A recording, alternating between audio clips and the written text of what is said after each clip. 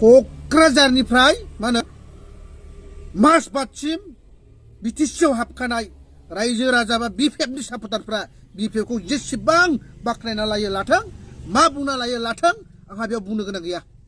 तो जोंनि सानजा साइडनि गहपुर बिश्वनाथ आरो सनितपुरा सासेबो बिपिएफखौ बाख्नायनो मोना। बिपिएफखौ जों बाख्नायनो मोना, हाग्रामा सारखौ जों बाख्नायनो मोना आरो माब्लाबाबो दा बाख्नायना ला। 17 बोसोराव जोंनि बे सनितपुर बिश्वनाथ गहपुरा सोसनजागौमोन नामा बा बिटिआरआव सोसनजानो हानाय माबा मोनसे राहा लामा दंमोन नामा? तो दिनै जोङो बाख्नायनांगोनबाबो इउपिपिएल सरकारखौ बाख्नायनांगोनबाबो दानि गोदान बिटिआर शक्तिखौ, गोदान बिटिआर शक्तिनि दारैसो जोङो एसेब्लाबो हाबनो मोन्दों आरो जोङो भट होनो मोन्थायखौ मोन्दों आरो बियो जागोन होननानै जों सापर्ट खालामनांगौ। नाथाय हाग्रामा सरकार आरो बे बिपिएफखौ जों माब्लाबाबो बे सानजा साइडनि मानसिफ्रा माब्लाबाबो जों बाख्नायनाङा।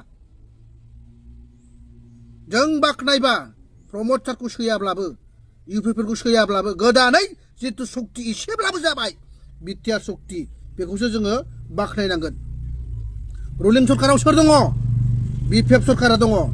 6 बोसोर जाबाय। सोर लिडार नेता, सोर इएम एमसिएलए, सोर सिबा दायो दिल्लीयाव थांनानै सोर लिडारजों बिटिआरनि खोथा बुंहैदों? सोर बुंहैदों? सोर सावरायनो थांदों? जाब्लाबो जायाब्लाबो हागोनब्लाबो हायाब्लाबो सेस्था नारा नाथा खालामदों दायो इउपिपिएल सरकारनि नेता लिडारफोरा। बेखायनो दा बाख्नाय बिपिएफखौ माब्लाबाबो दा बाख्नाय। गावबागाव पार्सनेल पकेटनि बुंदोंब्ला, पार्सनेल पकेट मोनजानानै जुदि लाबा लाब जादोंब्ला बेखौल' बुंनानै ला, बेखौल' बुंनानै ला आंहा बिपिएफआव गोबां लाब जादों होननानै। नाथाय बिपिएफआ जोंनि बे माने सनितपुर बिश्वनाथ गहपुरखौ जे मावगोन बेखौ लिरना दोन। मालाबाबो मावा बियो, थैना थांब्लाबो मावनोबो हाया आरो बे मावा। खारन बिटिसिखौ शक्ति खालामना लाबोग्राया हाग्रामा सारमोनानो। तो बे गावनि बिटिसिखौ माब्लाबाबो हुखुमोरा आरो बिटिसिखौ बियो माब्लाबाबो बिटिसिनि अनगायै बिटिआर जानायखौ बे लिरनानै दोन, बे मालाबाबो मावा।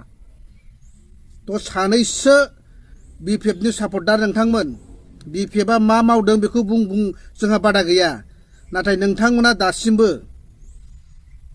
5 बोसोराव नोंनि गामिया सोनानै गालांजागोन ना जाया बेखौ लाजिनानै मावनो सोलों। आरो बै समाव 5 बोसोराव जुदि नोङो बिराद बाख्नायना लादोंना, नोंसोरो बिराद मोजां बुंना लादोंना बिपिएफखौ, बै समाव 5 बोसोरावबो जे जोंनि गामियाथ' हाबबाय, नोंसोरनि गामि सोरबा सोरबा हाबनानै जुदि गालांजायाबा, बानागुद्रा हाग्रामा सारजों मावना गालांजायाब्ला रायजो राजाफ्रा सैमाखौ होसोनाय बायदि होसोगोन, बेखौबो गोसोआव ला। बेखायनो नै दासान्दि दिल्ली दरबाराव इउपिपिएलआ सेस्था खालामदों आरो बे कमप्लिट जागोन होननानै आसा खालाम आरो सापर्ट खालाम।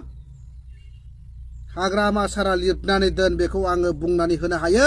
दाबो थैजासिमबो फिरि मोनसे उजिफिनब्लाबो बे सनितपुर बिश्वनाथ गहपुरखौ सोआ, मावा आरो बेनि फारसे मावग्राफोरखौसो हेंथा होगोन।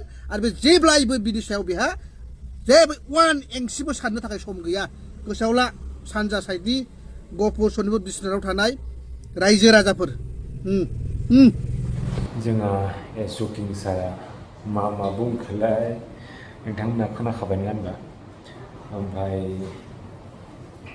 जोंहा मानब गेदेर प्रमद बर' सारनि मावनाय दांनाय गासिबो माने बिथाङा मोजां नङा होनबा?